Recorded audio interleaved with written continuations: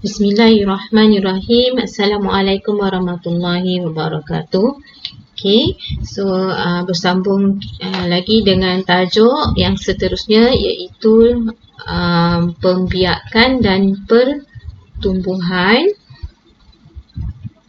iaitu pertumbuhan dalam organisma multisel. Okay, jadi dua hasil pembelajaran yang kita akan capai untuk bahagian ini ialah dapat menerangkan secara ringkas keperluan pertumbuhan pada organisma, dan yang kedua ialah menerangkan maksud pertumbuhan. Okey. So, apakah yang dimaksudkan dengan pertumbuhan? Okey, pertumbuhan ni ialah satu proses yang kekal dan ia tidak berbalik. Dan di mana proses ni akan melibatkan pertambahan dari segi saiz, dari segi bilangan sel, dari segi isi padu dan juga jisim badan sesuatu organisma, dan seterusnya sel-sel tersebut akan mengalami pembezaan sel. Okey, dan sel tu mengalami pembezaan dan menyebabkan kerencaman, menghasilkan kerencaman dari segi fungsi sel tersebut.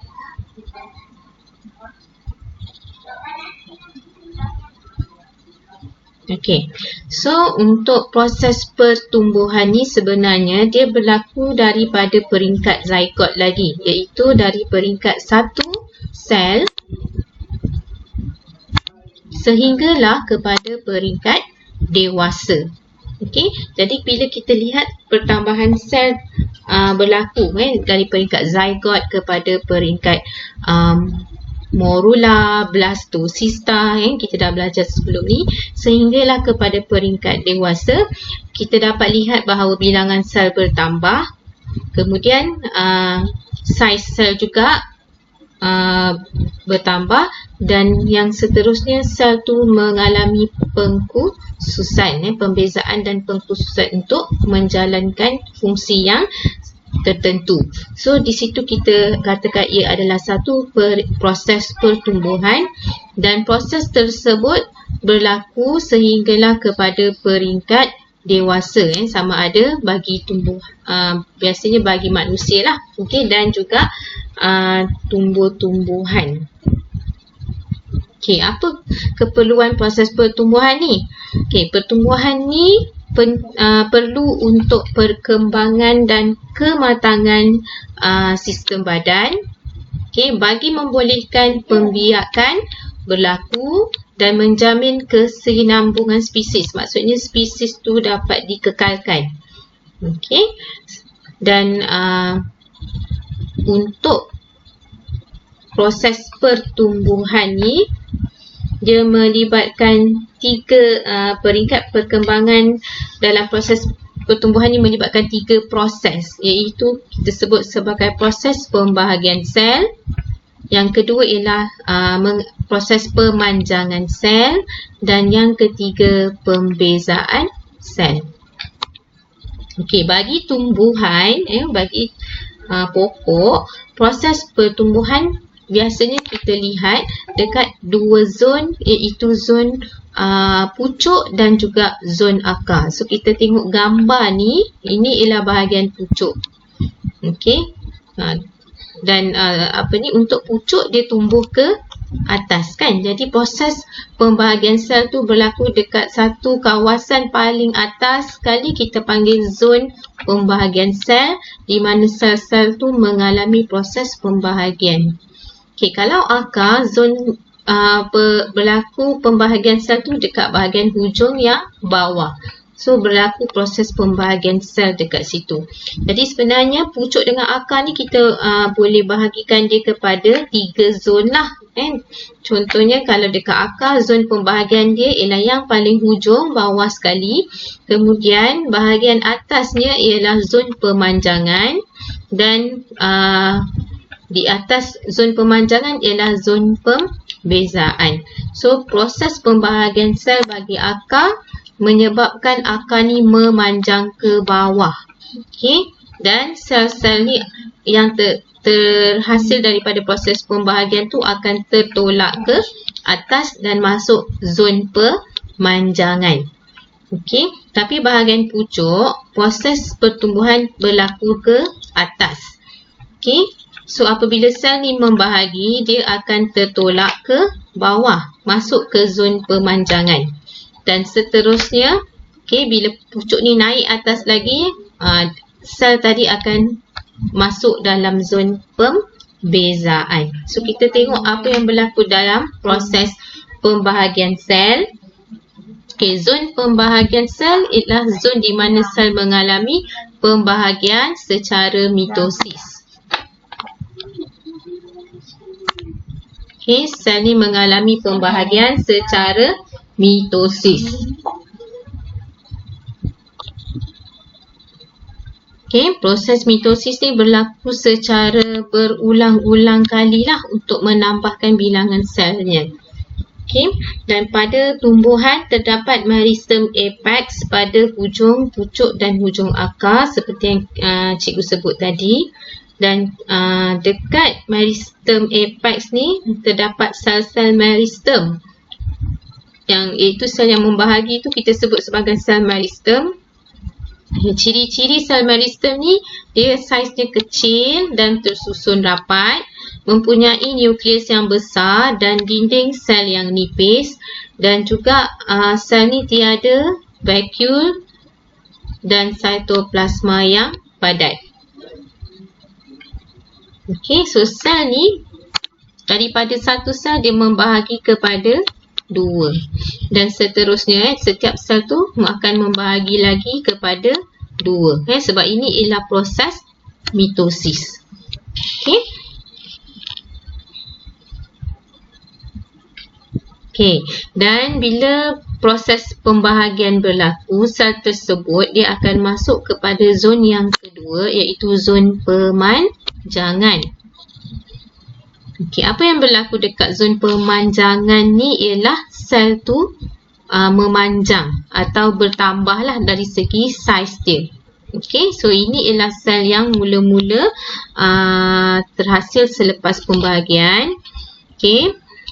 Kemudian sel tersebut akan mengambil air, pengambilan air, garam mineral, glukosa, asid amino dari persekitaran yang banyak menyebabkan vakuolnya membesar. So apa yang berlaku ialah vakuole tu akan menambahkan saiznya dan bahan yang menyerap masuk ke sel tu akan digunakan untuk membina protoplasma sel dan menyebabkan pertambahan saiz sel.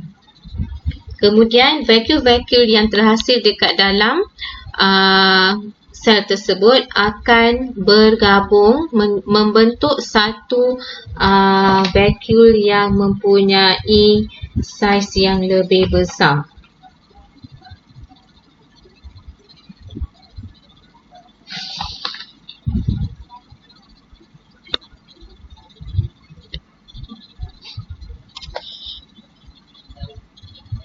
Okey, bahagian yang proses ketiga ataupun zon yang ketiga ialah zon pembezaan, di mana zon pembezaan ni adalah tempat di mana sel mengalami proses pembezaan lah. Yang kita dah belajar sebelum ni, dia akan sebab awal-awal tu sel dalam zon pembahagian kita lihat bentuk dia semua sama.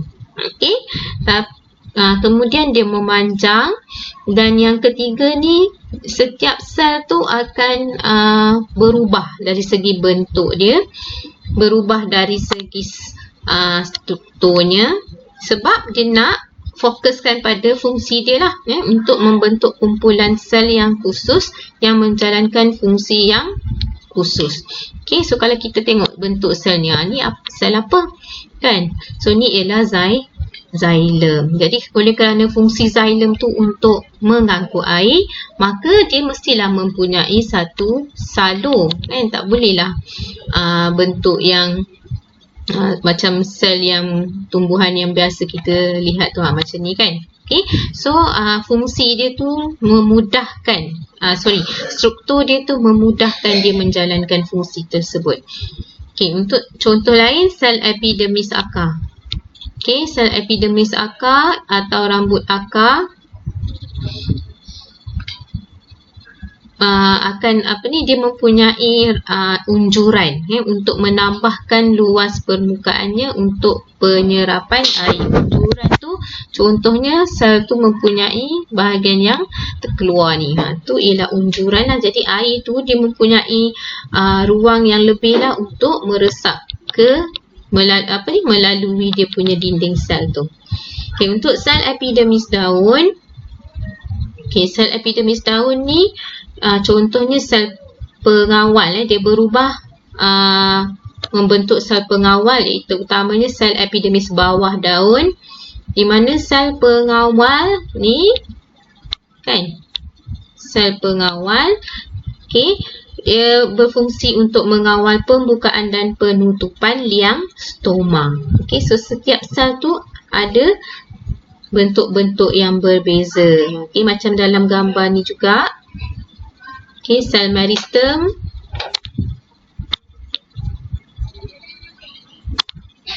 Sel meristem. Kemudian membentuk satu sel parenkhyma. Kemudian proses pembezaan tu berlaku. Differentiation ni maksudnya ialah pembezaan. So kita ada sieve tube ni. Ini ialah tube tapis. Sel rakan, companion cell. Trachea. Itu sebahagian daripada sel xylem ataupun tisu xylem. So kita tengok contoh soalan 41. Rajah menunjukkan 3 zon utama pada hujung akar. Namakan zon P, Q dan R. Jadi kalau akar ni maksudnya dia tumbuh ke bawah kan. Jadi hujung sekali ni mestilah zon pembahagian. Zon P ialah zon pembahagian. So uraiannya ialah zon pembahagian mempunyai sel yang bersaiz kecil, nukleus yang besar. Sebab dia nak ciri-ciri utama yang diperhatikan pada sel di zon yang dinamakan di atas. So kita berikan dia punya ciri-ciri sel tu.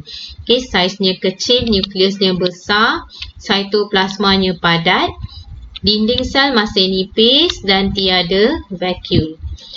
Zon Q ialah zon pemanjangan. Ciri-ciri sel dalam zon pemanjangan mempunyai saiz sel yang lebih besar dan juga vakuum yang lebih besar. Yang ketiga ialah zon R, iaitu zon pembezaan. Dalam zon ni sel tu mengalami pengkhususan dan dah terbentuk tisu xylem, phloem dan juga rambut akar. So kita tengok kat sini kan. Ni yang terkeluar ni ialah rambut akar. Maksudnya dekat dalam bahagian ni dia dah ada xylem, ada phloem. So, phloem dekat luar, xylem dekat bahagian dalam.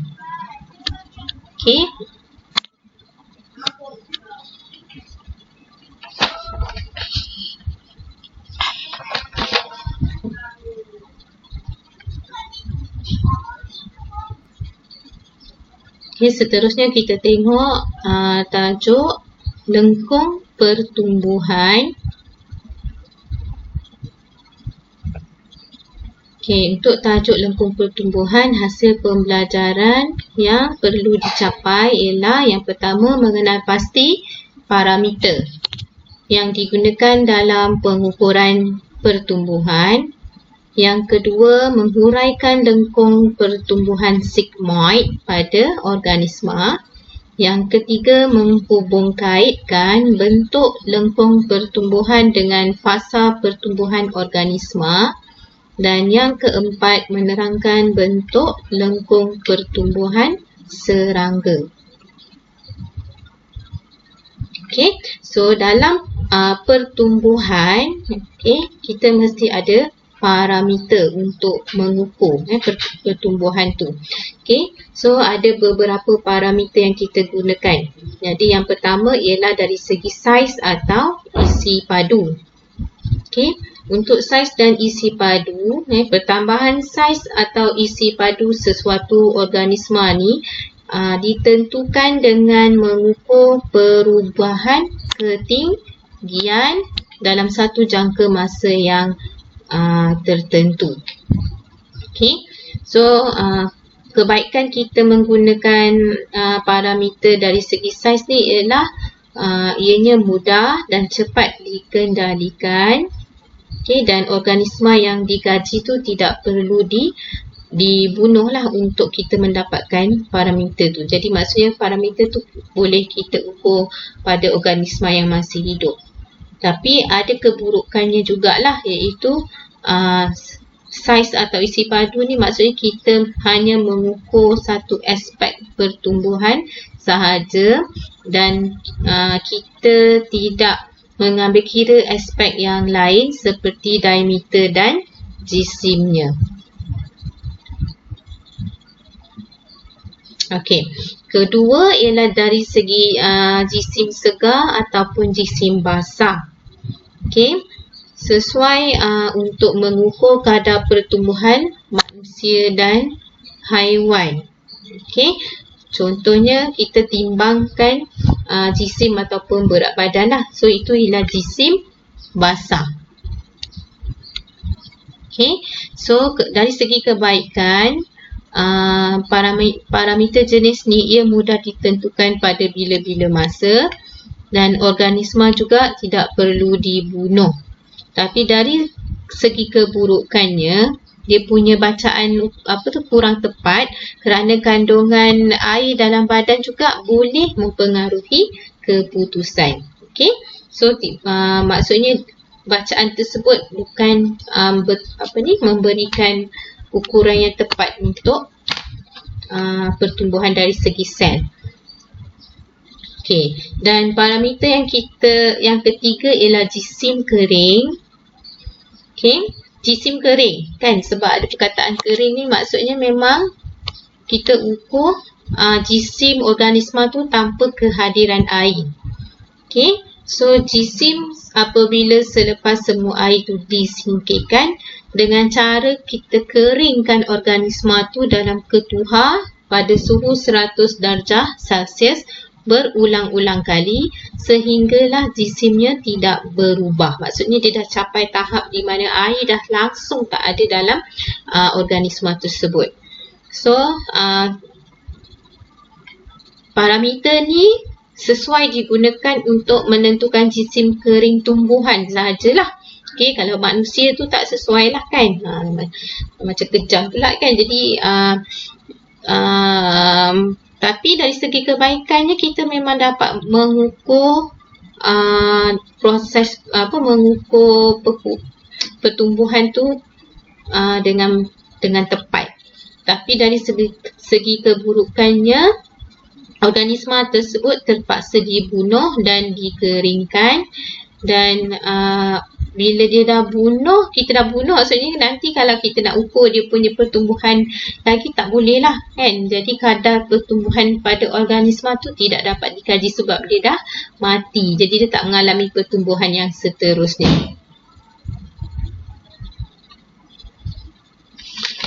Okay, so ni contoh soalan soalan 42. Jisim badan seorang pelajar lelaki ialah 60 kilogram.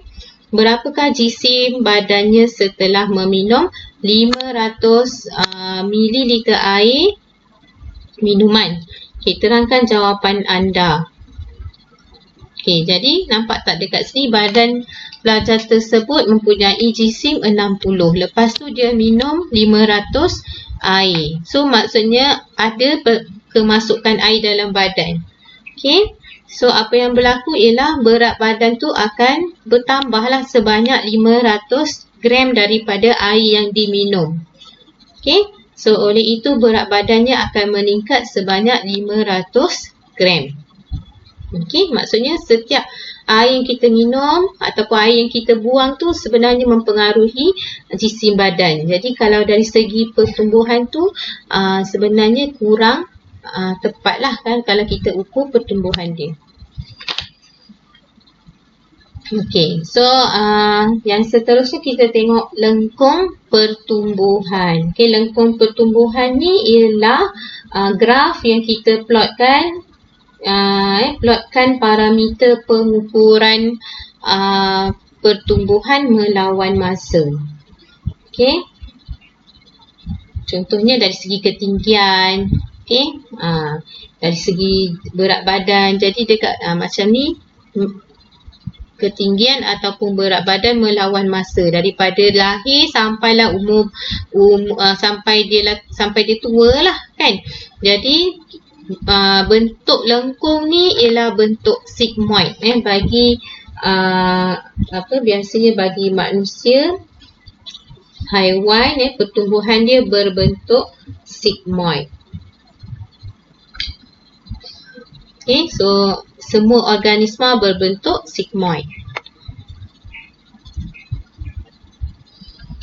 Okey, jadi dalam graf lengkung pertumbuhan yang berbentuk sigmoid tu sebenarnya dia ada dia punya peringkat-peringkat dia. Jadi kalau kita tengok ada P ni, bahagian dia mendatar kan. Lepas tu berlaku kenaikan graf yang mendadak, kenaikan yang cepat.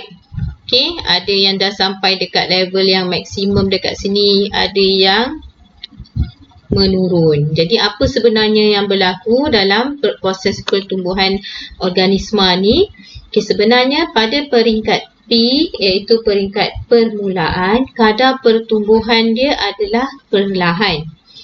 Iaitu hanya melibatkan proses pembahagian sel yang berlaku secara sedikit, okey, dan juga pemanjangan sel, berlaku pembahagian sel dan sedikit pemanjangan sel. Kemudian bahagian seterusnya ialah peringkat eksponen. Okey, peringkat eksponen kita dapati bahawa pertumbuhan tu berlaku dengan cepat. Okey, jadi graf tu meningkat dengan cepat di bahagian Q. Okey, apa yang berlaku ialah bilangan sel yang terlibat dalam proses pembahagian dan pemanjangan sel tu adalah banyak. Okey, berlaku pertambahan yang banyak sel tersebut. Dan bahagian yang seterusnya, bahagian R, kadar pertumbuhan menjadi lambat sedikit dan sel kebanyakan telah mencapai saiz yang maksimum. Kemudian sampai kepada bahagian S atau peringkat S, di mana kita dapati graf tersebut telah mendatar. Apabila mendatar, maksudnya pertumbuhan tu telah berhenti kerana organisma tersebut telah mencapai tahap dewasa. Okey, apa yang berlaku ialah pertumbuhan ataupun pembahagian sel tu hanya berlaku untuk menggantikan tisu-tisu yang mati ataupun rosak. Dan seterusnya pada peringkat T kita dapati graf tu menurun. Kenapa dia menurun? Kita katakannya adalah pertumbuhan tu telah mencapai kadar pertumbuhan yang negatif, di mana organisma tersebut telah mengalami proses penuaan kerana kekurangan makanan ataupun kekurangan makanan yang boleh menyebabkan kematian. Okey, so ini ialah lengkung pertumbuhan manusia. Okey, yang tadi ialah secara umumnya lah.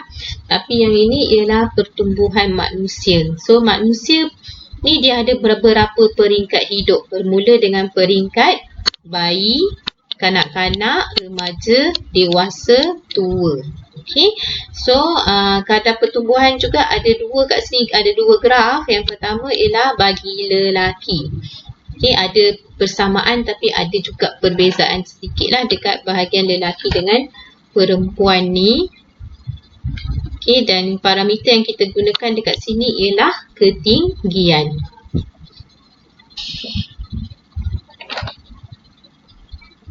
Okey, untuk manusia ni sebenarnya graf tadi daripada graf tadi kita dapat lihat dalam peringkat umur dia 0 hingga 3 tahun. Okey, kadar pertumbuhan adalah cepat bagi kedua-dua bayi lelaki dan perempuan.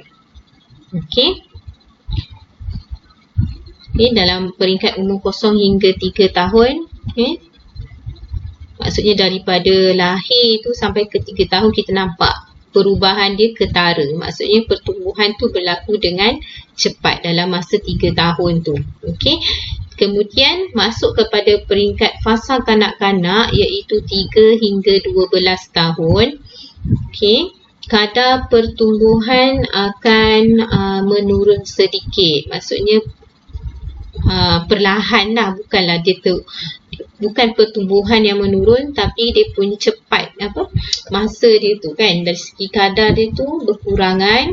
Umur 4 hingga 11 tahun kadar pertumbuhan kanak-kanak lelaki ni lebih tinggi berbanding kanak-kanak perempuan.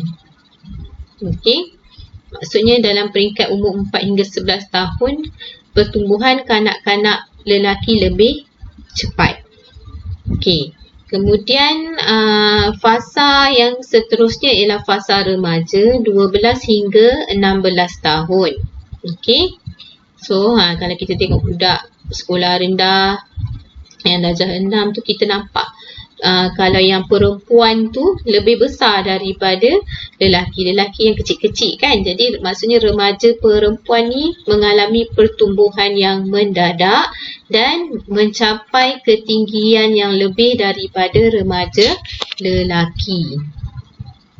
Okey. Untuk umur 12 hingga 16 tahun. Kemudian untuk lelaki menjelang umur 14 tahun remaja lelaki mencapai ketinggian dan kekuatan yang lebih daripada remaja perempuan. Okey, maksudnya pada umur 14 tahun ni lelaki pula dia punya kadar dia lebih cepat. Remaja lelaki terus mengalami ketinggian hingga umur 18 tahun. Tapi remaja perempuan dia mencapai kematangan lebih awal. Maksudnya ketinggian dia tu sampai ke peringkat umur 16 tahun. Okey, next ialah fasa yang seterusnya iaitu fasa dewasa 16 tahun ke atas. Okey, dalam peringkat umur ni didapati tiada pertumbuhan. Perempuan mencapai fasa dewasa ni dalam usia 16 tahun, manakala lelaki usianya 18 tahun. Maksudnya perempuan lebih cepat mencapai fasa dewasa. Okey, dan apa yang berlaku ialah sel-sel yang baru dihasilkan untuk menggantikan sel-sel yang mati atau rosak. Sebab sel ni dia berbeza dengan usia kita. Okey, sel dia akan ada jangka hayat dia sendiri, macam sel darah merah ke, sel di kulit ke kan. Jadi sel ni akan mati dan digantikan dengan sel yang baru, tapi tak ada pertumbuhan berlaku. Dan yang seterusnya ialah fasa penuaan. Dalam fasa penuaan kita dapati kadar dia menjadi negatif. So graf tadi menurun. Okey. Dan ketinggian dan saiz badan mula menurun disebabkan oleh otot dan rawan yang menyusut. Menyusut ni maksudnya mengurangkan saiz dia lah, menyusut Dan sel-sel mati tidak diganti dengan aktif. So itu dah masuk pada fasa penuaan. Okey, soalan 43. Raja di bawah menunjukkan lengkung pertumbuhan manusia. Terangkan perubahan yang berlaku pada setiap fasa. Jadi apa yang kita boleh terangkan lebih kurang macam yang tadi. Okey, tapi mengikut kesesuaian lah. Okey, sebab kita menjawab soalan. So untuk fasa P, ketinggian meningkat perlahan kerana kadar pertumbuhan adalah perlahan.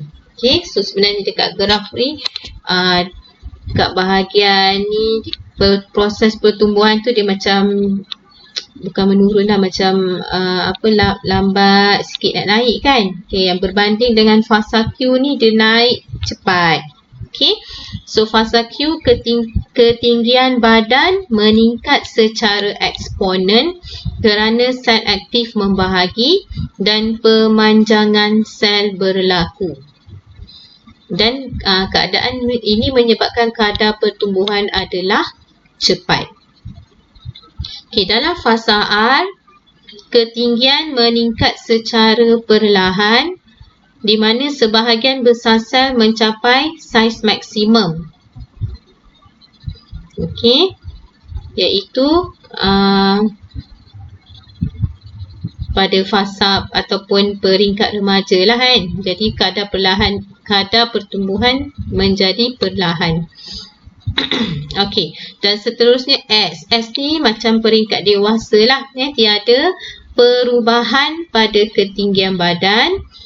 Jadi kita katakan kadar pertumbuhannya adalah sifar, di mana organisma tersebut telah mencapai kematangan pada peringkat S. Dan pada peringkat T, ketinggian badan telah menurun. So graf pun menurun, menunjukkan pertumbuhan negatif. Kadar pertumbuhan negatif dan memasuki fasa penuaan.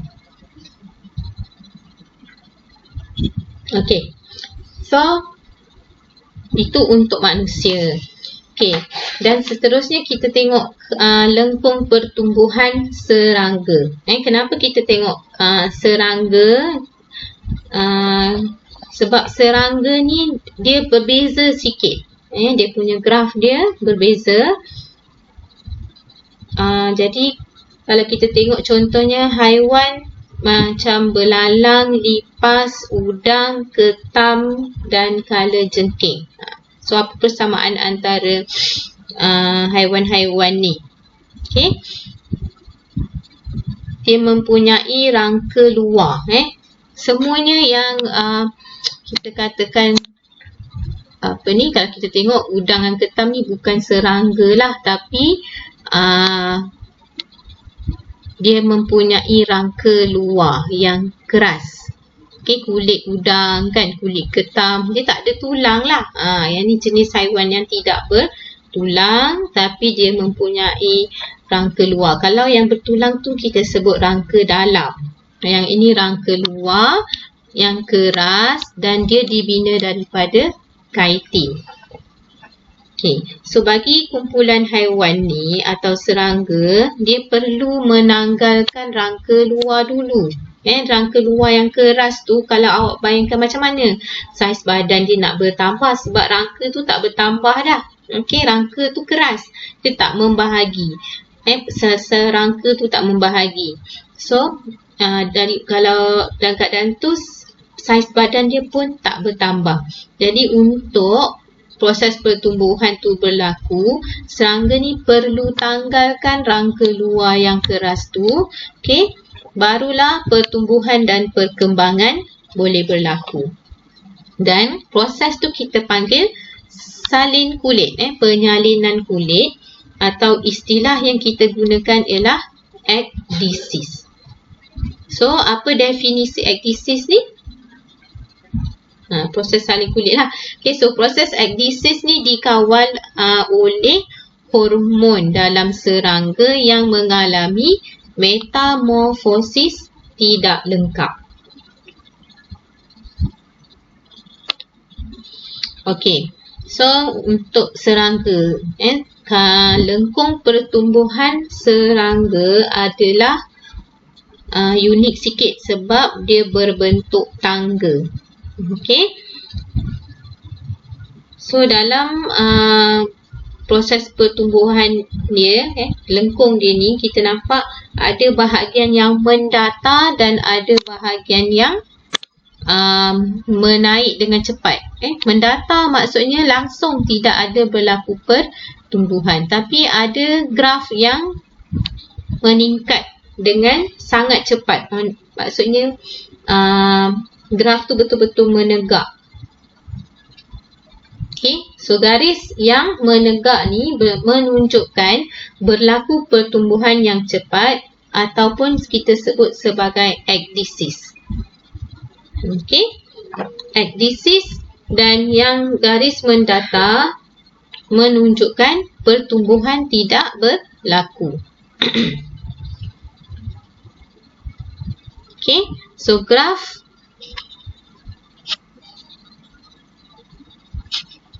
dalam graf ni kita nampak bahawa beberapa kali lah proses ekdisis tu berlaku. Jadi di mana proses ekdisis ni, dia dekat bahagian salin kulit. Salin kulit tu dekat bucu-bucu ni, ekdisis. Graf ni bila dia salin kulit, barulah pertumbuhan tu berlaku. Cikgu rasa graf ni dah lari sikit. Bukan bucu yang ni, tapi bucu ni. Sebab dia salin kulit dan dia punya saiz dia bertambah dengan cepat. Kalau dekat sini ni tak betul ni. So ekdisis berlaku dekat bahagian yang ni. Yang ini ialah pertumbuhan berlaku. Yang ekdisis ni ialah salin kulit. So kita tengok penerangan untuk ekdisis. Semasa ekdisis, udara akan disedut untuk mengembangkan badan. Yang diliputi rangka luar baharu yang masih lembut dan kenyal. Maksudnya dia salin kulit dulu. Maksudnya dihasilkan kulit yang baru dulu di bawah kulit yang lama. So rangka yang lama tu akan berada dekat luar. Rangka luar yang lama ni akan pecah. Dan haiwan tersebut akan keluar daripada rangka luarnya. Rangka yang lama tu dia keluar.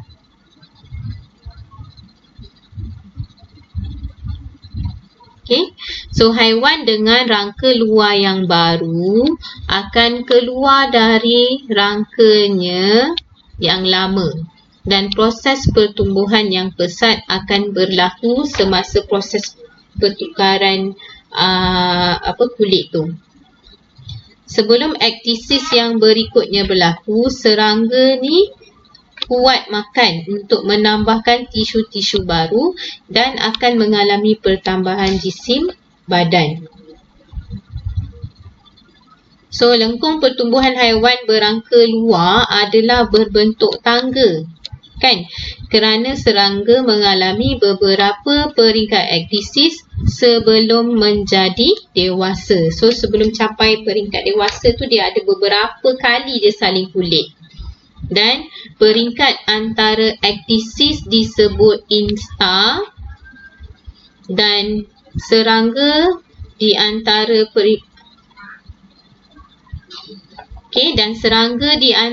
peringkat ekdisis itu disebut nimfa. Contohnya macam lipas lah. Kita tengok lipas ni dia ada kalau lipas yang saiz kecil tu, anak lipas tu kita sebut sebagai nimfa. Tapi peringkat dia kita sebut sebagai instar. Instar ialah peringkat antara ekdisis. Maksudnya antara ekdisis yang ini, ekdisis yang ini dengan ekdisis yang ini, peringkat tu kita sebut sebagai instar.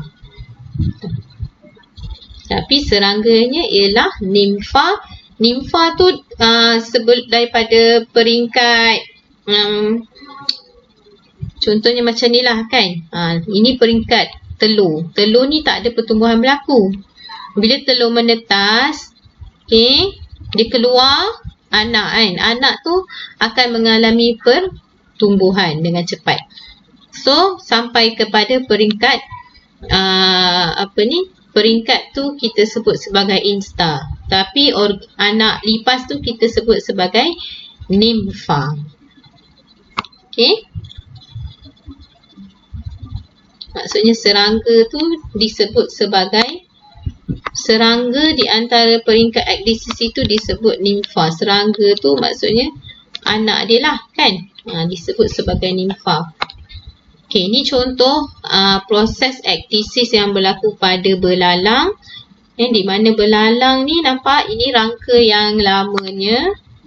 Ni rangka yang lama. Jadi dia keluar daripada rangka yang lama ni dan saiz dia bertambah. Kan?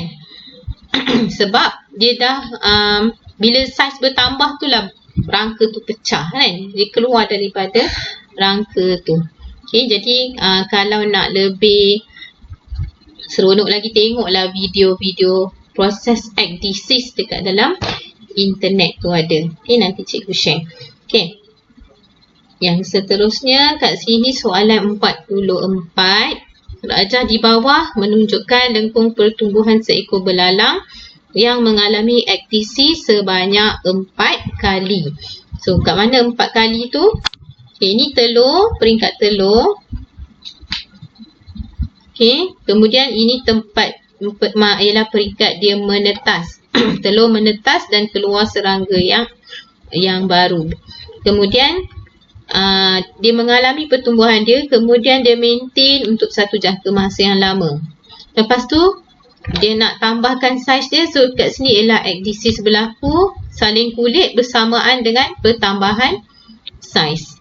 Kemudian dah tambah saiz tu, dah saling kulit, dia akan maintain pada saiz yang sama untuk satu tempoh masa. Kemudian saling kulit lagi dekat sini dan tambahkan saiz. Okay, dah tambah saiz, lepas tu dia akan maintain lagi pada saiz tersebut dalam jangka masa yang lama. So, berapa kali dia saling kulit? Sebenarnya 1, 2, 3, 4. Okay, 4 kali. Okay, mengapakah panjang badan belalang tidak berubah pada tempoh X? Mana tempoh X? Nak balik tempoh X kat sini. Okay, tempoh X ni ialah graf yang mendata lah.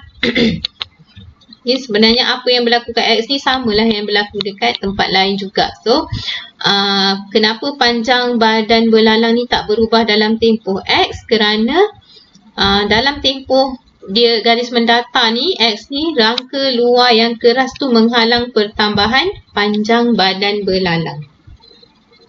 Okey, yang kedua, terangkan mengapa terdapat pertambahan panjang badan yang mendadak pada akhir tempoh X, maksudnya dekat sini. Kerana ekdisis berlaku akibat dari penyedotan udara oleh belalang dan tisu baru dibina untuk mengisi ruang badan. Okey, sebab dia nak tambah saiz dia. Okey, dia akan sedut dulu udara yang banyak, kemudian dia akan bina tisu-tisu baru dalam ruang badan dia. Okey, so terangkan lengkung pertumbuhan belalang itu. Yang pertama, lengkung pertumbuhannya adalah berbentuk tangga. Jadi poin ni kita boleh tulis untuk dapatkan P1. P2, belalang mempunyai rangka luar yang keras yang terdiri daripada kaitin. Yang ketiga, rangka yang keras ni dia menghadkan pertambahan panjang badannya. Tak macam manusia lah kan, kita boleh pertambahan kita boleh berlaku dan tulang kita boleh memanjang dekat dalam. Tapi untuk serangga, rangka dia tu menghadkan. Rangka luar yang baru, rangka luar baru yang lembut, dia akan terhasil dekat bawah rangka lama. Okey, Kemudian serangga ni menyedut udara dengan banyak untuk menolak rangka luar terbuka. Okey, saiz belalang bertambah dengan cepat pada masa tersebut dan proses pertumbuhan tu akan terhenti apabila dewasa. Bila dah capai dewasa, dia dah tak mengalami ekdisis lagi. Okey, so itu saja untuk tajuk 4.6 dan 4.7. Jadi ada beberapa soalan yang dalam buku tu tak berjawab lagi. Okay, jadi cikgu nak minta kamu lengkapkan bioscore dan juga cuba jawab soalan-soalan yang terdapat dalam buku tersebut. Okay, so sekian saja. Assalamualaikum warahmatullahi wabarakatuh.